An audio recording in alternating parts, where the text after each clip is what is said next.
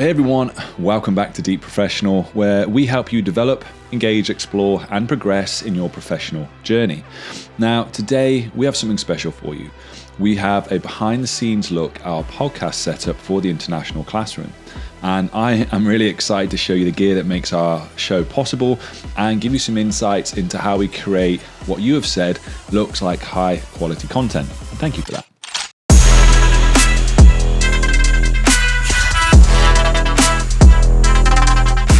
So let's kick things off with the camera setup, which is the Sony ZV-1 and the G Master 24mm f1.4 lens. Now, the Sony, that is a fantastic little camera. It's perfect for podcasting, for vlogging. And what I love about the camera is its compact size and ease of use. It's super lightweight, which makes it easy to handle. And the flip out screen is super useful for monitoring whilst recording. Plus, incredible video quality, crisp and clear footage, thanks in part to the autofocus. Now, pair that with the G Master 24mm f1.4 lens. And the lens is an absolute beauty. Really nice wide shot, which you're seeing now without any distortion, making it ideal for capturing the whole setup or when we've got multiple people in the frame. And the f1.4 aperture is what gives the beautiful blurred background effect that I get so many comments about. Now, together, these two aren't cheap, but they're perfect for that professional look that I'm going for. All right, so next up in the behind the scenes tour is the audio setup, and good audio quality is crucial for great podcasts. So I'm going to introduce you to the gear that we use to capture crystal clear sound. So this is the Shure MV7 XLR microphone, and it has to be one of the best mics there is out there for podcasting. And what's great about it is its versatility. So you can get two models, one that has both the XLR and USB, and one that then has just the XLR. Now, I've got just the XLR, because the quality of the sound and what you get with the voice coming through is just phenomenal. We do have one that is XLR and USB, which you'll see Drew use as well when we do those podcasts. Now, the MV7 is connected to the Zoom H4n Pro, which is our handy little audio recorder. And it's fantastic because it's portable, it's versatile. It also allows us to record high quality audio on the go, but I usually have that hooked up to my laptop for direct recording. Now, connecting the ZV-1 to the computer is the ATEM Mini Pro, which is a live production switcher. And what's great about this is its ability to handle multiple camera inputs, allowing us to switch seamlessly between different angles, different cameras, or different sources that we have for recording. It can support up to 4 HDMI inputs, which is perfect for a multi-camera setup.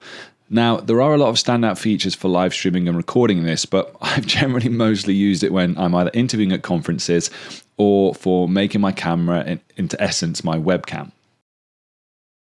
So I've got 4 lights in my recording space, and the main light here is the Godox LED P260C, and I've had this for years now. And basically it's an LED panel that has got adjustable color temperature ranging from, let's say, I think it's 3300 kelvins to 5600. It's slim, it's lightweight, and it makes it super easy then for me to position and move it around so that I'm generally well lit. Now on my screen here, I've got the BenQ Halo Bar, and it's sitting there. And although it doesn't probably offer much light, because my desk is white, I feel like sometimes I get this kind of uplighting effect, and it's super useful then for top-down shots and just kind of illuminating the space. Now, behind me, what you can see here, I have the Philips Hue Bar. And this Hue Bar integrates amazingly with my smart home setup, so I can use voice command, I can use it on my phone, and it's one of those where the more shows, podcasts, and content I watched, the more that I wanted something to add that depth and pop of color in my background to kind of add that, and it's just fantastic for those. And what I have up here, which I don't actually have on at the moment, which you can see there now, is the Fotix M200R, and that's a hair light. Now, I don't always use it, but it's so compact and versatile. It's just one of those lights I've had for years, and it's great as it's an RGB LED light, and it gives me lots of different options. So if I was, let's say, that's what it is, off, it really doesn't make too much of a difference. And then on, you can see it from there. So in terms of top-down shots, you can change the brightness, change the color. My kids used to love playing with it, to be fair, when they were younger.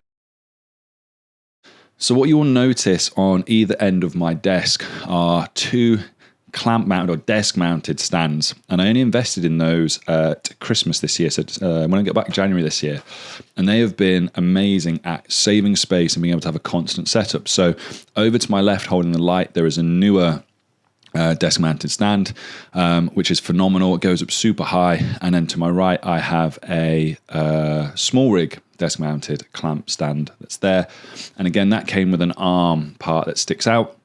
So over here, if I wanted to have or connect something like, let's say, my phone for notes, or another microphone that can come off the bottom, or anything like that, it's great. I got one at one time. They're different prices and stuff. There's no reason why I've got one newer and one small rig. It was just availability at the time here in Dubai, costs and what each one came with, but they're both fantastic. I think the newer one that I've got here is a bit thicker, probably a bit of a sturdier build, but in terms of space saving, and I'm thinking about taking this now when I'm going on to do podcasts on the road, is rather than potentially having tripods with me, is I might just then get some more of these desk stands, which are actually more expensive than tripods, but so much easier just to have set up and mount and do. They are phenomenal. And they are mounted to, it's very cheap, just IKEA table. It's probably about, just over a meter in width. We've had this for years.